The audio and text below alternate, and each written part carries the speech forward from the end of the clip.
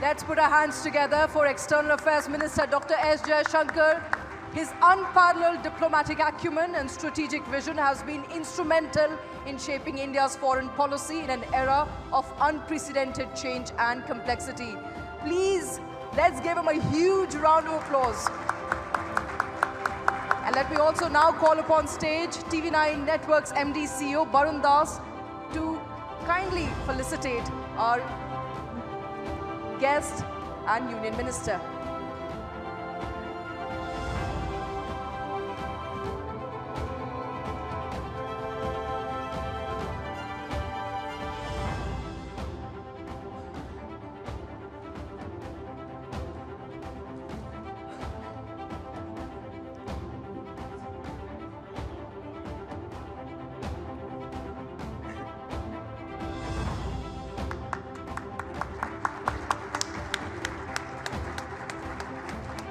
Thank you so much, sir.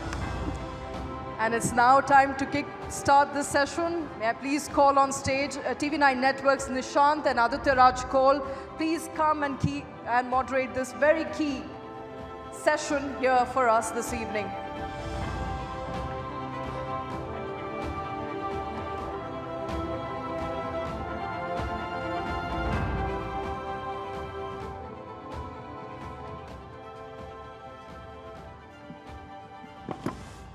So, ladies and gentlemen, the Power Pact session has really begun now.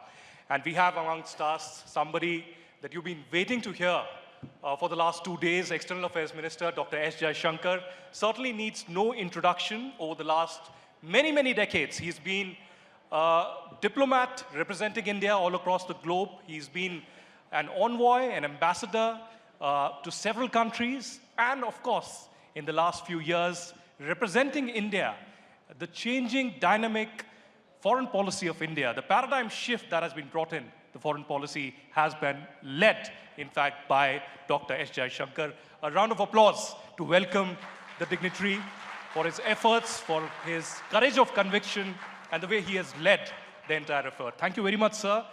The session theme today is Rise of the Global South. And you've been very vociferously speaking about it, particularly in the last 2 years.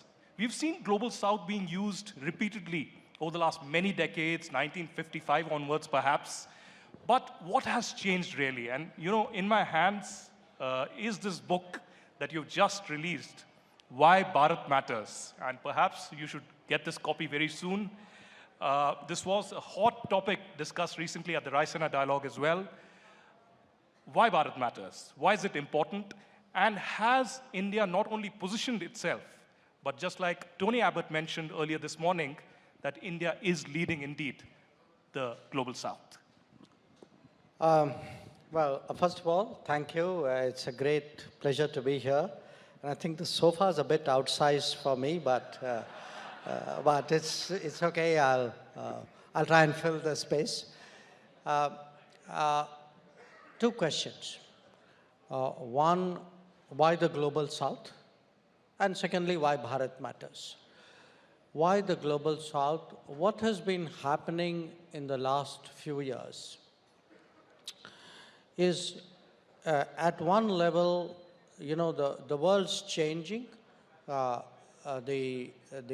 more dominant powers are less dominant today. And as part of that change, many countries who would broadly qualify to be in the Global South, India is one, Indonesia is one. You have, you know, other parts of ASEAN, some of the big countries in Africa, Latin, Brazil, Argentina, Mexico. So these countries today count for more, they assert themselves more, and they want to share in the conversation. So it's like a company, you know, there are more shareholders, but the management needs to recognize that there are more shareholders. So that's one. The second is actually the traumas of the last few years. You know, you had this devastating thing called COVID. You know, many of us have come through it. But as someone who travels very extensively, I've been to places which haven't come through it, you know, where the damage, to governance, the damage to the societal fabric, they've taken such a body blow that they're still kind of reeling from that.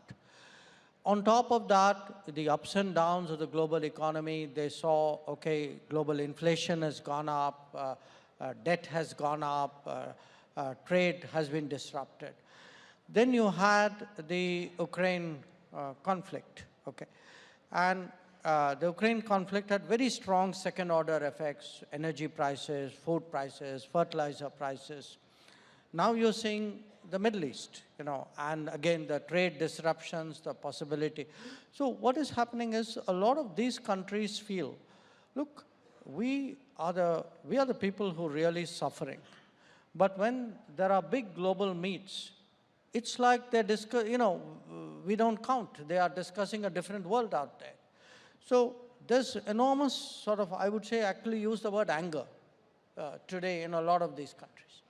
So when we were preparing for the G20, I heard personally, and so did the Prime Minister, from many countries who said, look, we expect you. You are India, you understand our pain, you've been there. Because, as former colonies, there's a certain bonding which comes from that. So we expect you to speak up for us. Now, we could have, just stood there and said, okay, we heard from people, but Prime Minister felt, let's actually gather everybody together and hear them out, and then kind of distill the essence of that, and then put it before the G20, and urge the G20 saying, look, we speak here, when we did our Global South Summit, we had 125 countries there.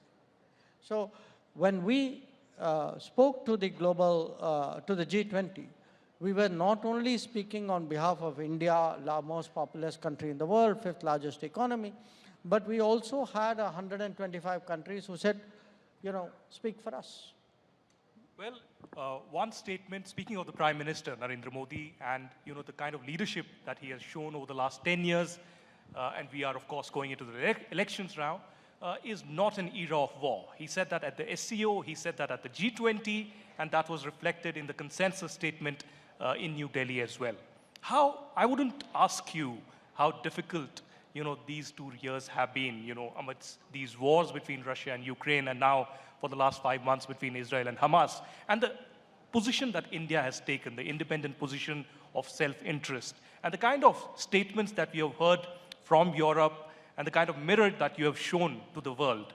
How important is this self-interest, not compromising, just like you said at the Munich Security Conference, that India is being smart about having multiple options? Well, look, of course, a lot of it is about self-interest, and I see nothing wrong with self-interest. All of you have self-interest you pursue every day. But at times, it's also bigger than self-interest. Say what I was speaking about Global South was bigger. We are not a country which is deeply indebted, but we do believe countries who are something should be done for them. In the case of these issues, look, eventually the stand we took looked very natural. But you do go through that process of, okay, something has happened, what do we say, who do we talk to, what are the pressures, the counter pressures, the arguments, and then somewhere something gels, in all of this. I think in the case of Ukraine, a lot of it, we were, at that time in the Security Council, okay? So the first, I was still actually on the flight back from France. I'd been meeting Macron the previous evening. When on the plane, I saw the news that the Russians had moved in. And that Security Council meeting was actually literally happening when I was on the plane. So I could only send text messages and at least you could do that from a plane nowadays. That's a help. But from what initially became like, a political, I would say, a formulation, what is the messaging you are doing. Once you moved fairly quickly into the sanctioning stage, Europe deciding that it was going to take some counteraction, then it actually became a different set of issues arose. And those issues had implications for our national growth, for our development, for the average citizen of India. And at that stage, that's when you actually look at your interest, you look at what others are saying, you look at, frankly, how consistent it was. And part of our problem was that, the expectations of us here were countries who are now redirecting. They were reducing the Russia supplies. They were coming into the Middle East. They were essentially coming into markets which would have then got impacted because that's where we were buying from, who were graduating out of it, who were managing it for themselves, but were not giving you that same space. Their expectations of you was more than the demands of themselves. And that we felt was deeply unfair and challenged in a way. Jaishankar जी, आपकी किताब Why Bharat Matters, उसको मैं कई जगह coat करूंगा अभी आपसे बातचीत में, लेकिन एक जगह आपने लिखा है, The world undoubtedly offers vastly more opportunities, but that is also embedded with new responsibilities. आप एक विजनरी भी हैं, मैं आपसे ये जानना चाहूंगा कि वो जिम्मेदारियां कौन सी हैं भारत के लिए, जिसके लिए हमें तैयार रहना चाहिए। देखिए, ऐसा है कि अगर आज हम कहते हैं, अब मैं 10 साल की बात कर रहा हूँ, इस दशक में क्या परिवर्तन आया है।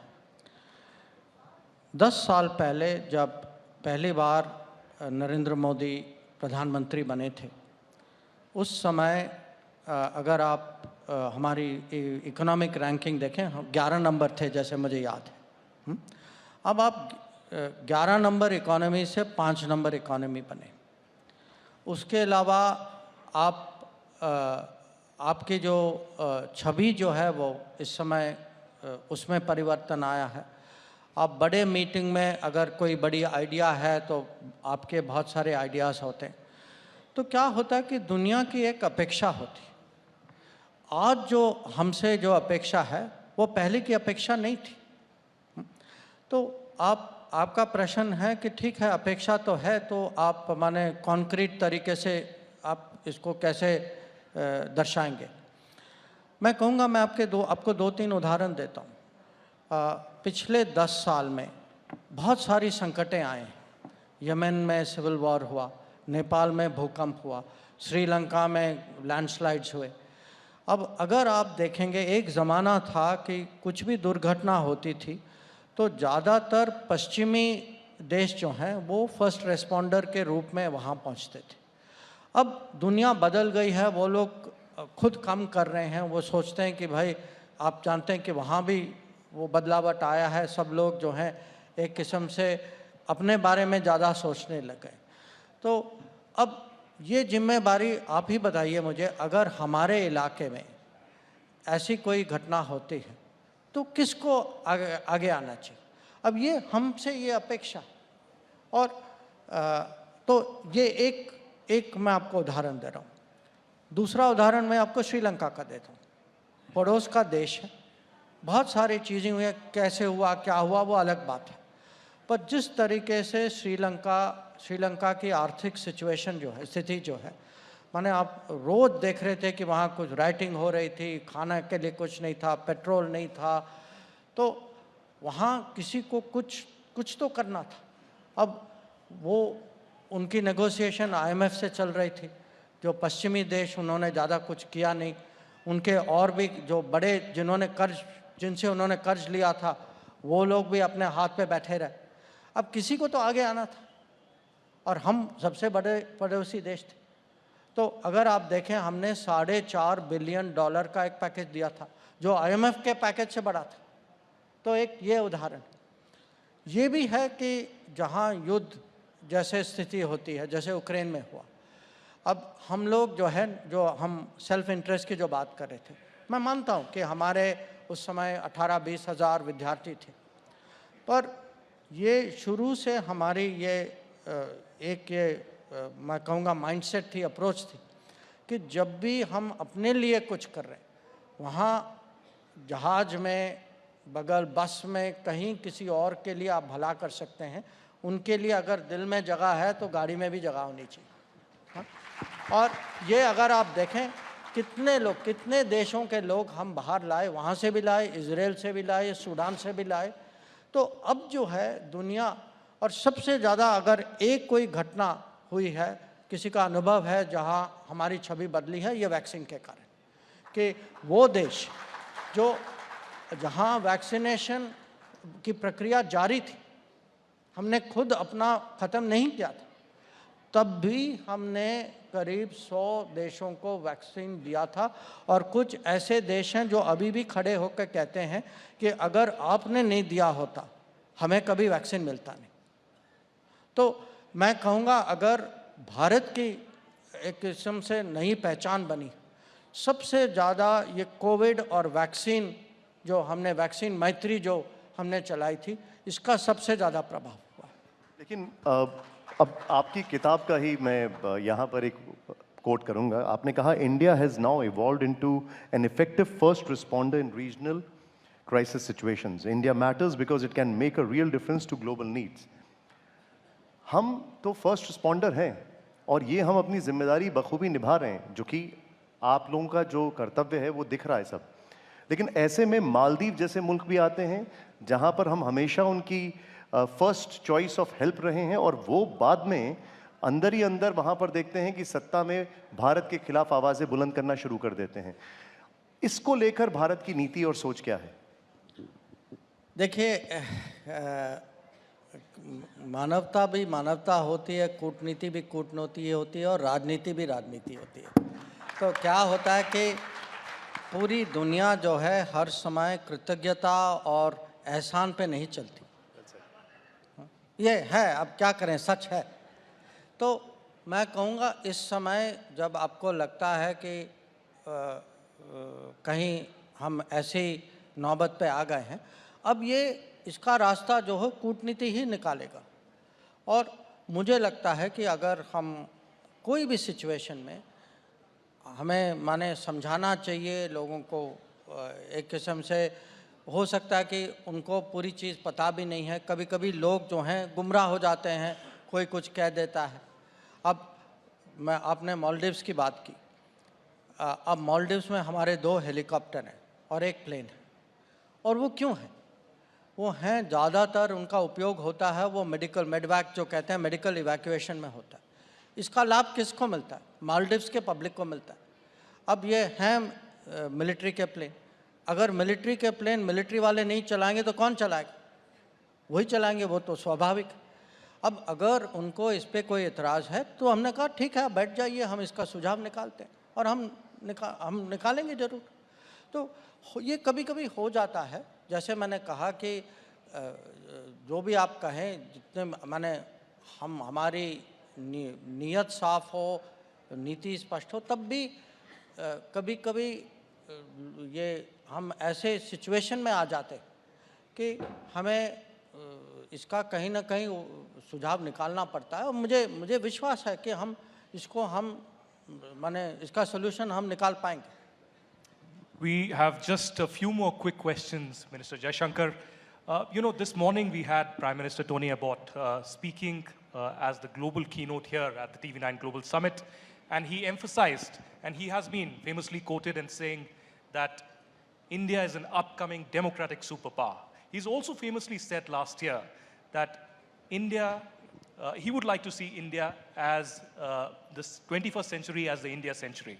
And it's better than having the Chinese century. So the question to you, sir, is how does one deal with China? How have you been dealing with China over the years? Because he said, if you have to tackle China, a bully, then you have to stand up to the bully.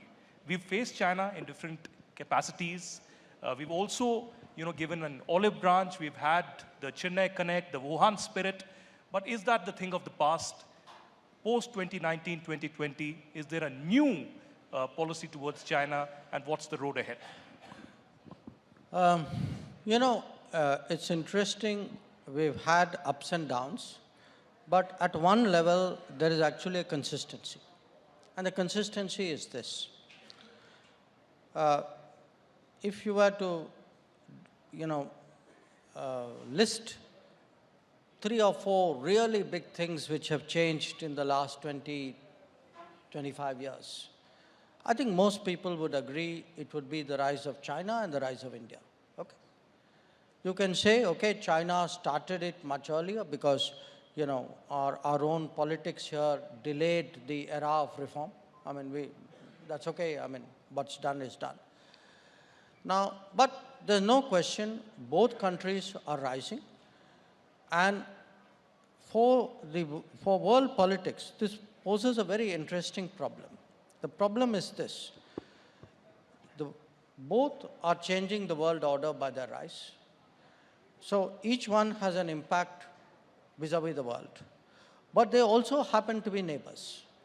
So their relationship is also changing while it's changing vis-a-vis the rest of the world.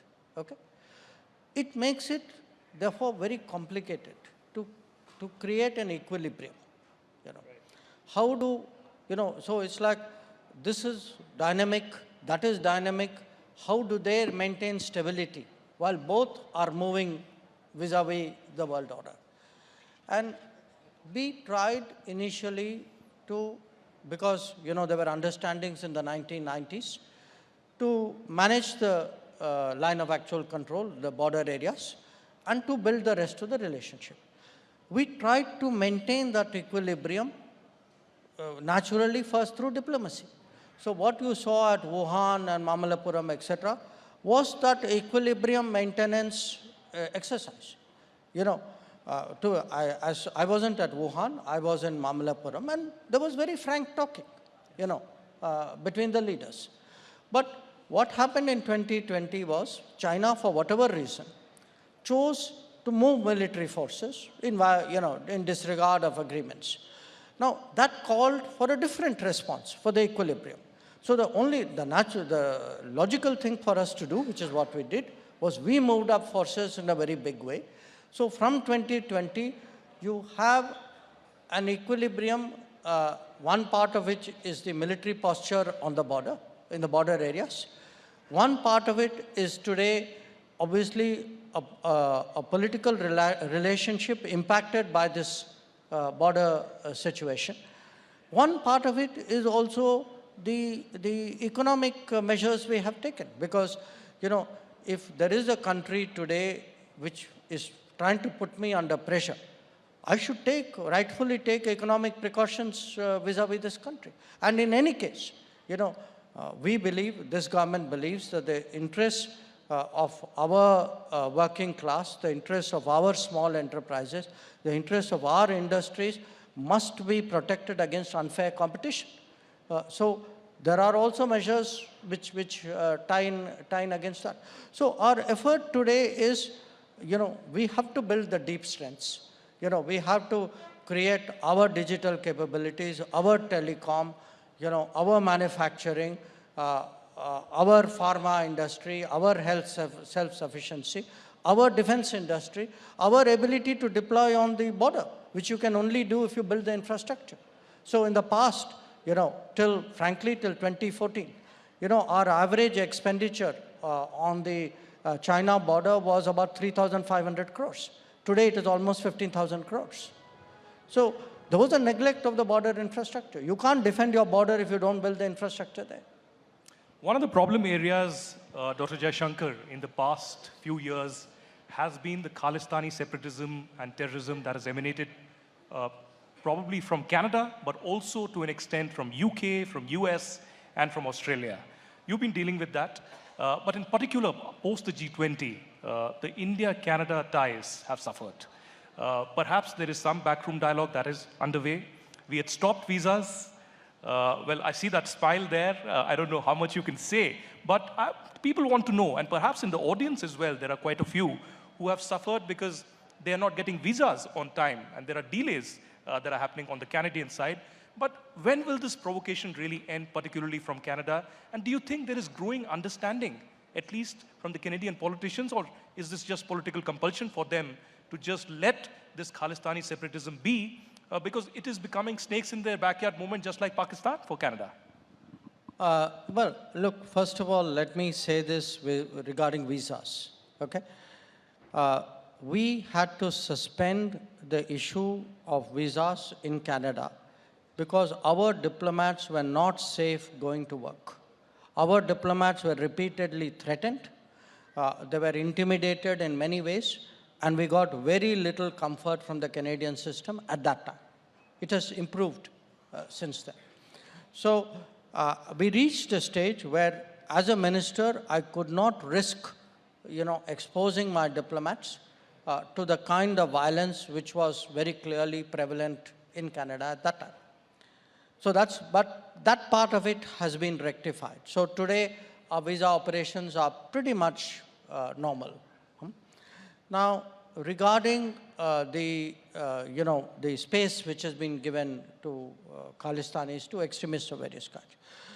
Look, they keep telling us, we are a democracy, there's freedom of speech, and therefore people, say these things. Now, freedom of speech cannot extend to intimidating diplomats who are doing their duty, throwing smoke bombs into embassies and consulates, actually advocating violence and separatism against a friendly state. To me, this is not freedom of speech, this is misuse of freedom of speech. Now, we've had this to different degrees in different countries. In the UK, we saw actually our High Commission being, attacked by mobs. And honestly, we didn't get the kind of protection which we expected to get. And to a point of someone actually physically climbing into our High Commission and bringing down the Indian flag. Now, I asked my colleagues, let's put ourselves in each other's shoes. How would you react if a mob came and did something to one of your diplomatic premises somewhere in the world? You wouldn't say, oh, there's freedom of speech and freedom of assembly and freedom of expression. You'd be jumping up and down. So the whole point, now again, things have improved in UK. So the point is, we find today that in many countries, we've had a much firmer response in Australia and in the US. Okay. We had an arson attack in US, but that is under investigation. And we expect that the US, if a receiving state does not investigate and take action against someone who attacks an embassy or a consulate, there is a message in it. Now, I don't think it's good for any of these countries to send that kind of message for their own reputation. So we expect the culprits in the attack in our consulate in San Francisco to be brought to book. We expect action against people who stormed into our High Commission in London. We expect people who threaten our diplomats, who put up posters. They put up posters of our diplomats with urging people to be violent against them. Now, just imagine if roles were reversed. Shankar ji, आपको सुनने के बाद अब हमें समझ में आ रहा है कि भारत की जो एक assertiveness है, उसके पीछे का राज क्या है। आपका और प्रधानमंत्री मोदी का बहुत बहुत शुक्रिया, जिस तरीके से विदेश के मंच पर भारत की अभी एक प्रतिष्ठा बनती जा रही है और हम आगे बढ़ते जा रहे हैं। और आप सभी लोगों से मैं पुनः बोलूँगा, वो किताब ज़रूर पढ़ें, why Bharat matters, because it actually makes a big difference in understanding आगे क्या हो रहा है और अभी क्या है। बहुत बहुत शुक्रिया हमारे साथ जुड़ने के लिए, आपका बहुत आभार। जोरदार तालियों से एक बार फिर। Many thanks to Honorable Jaishankar.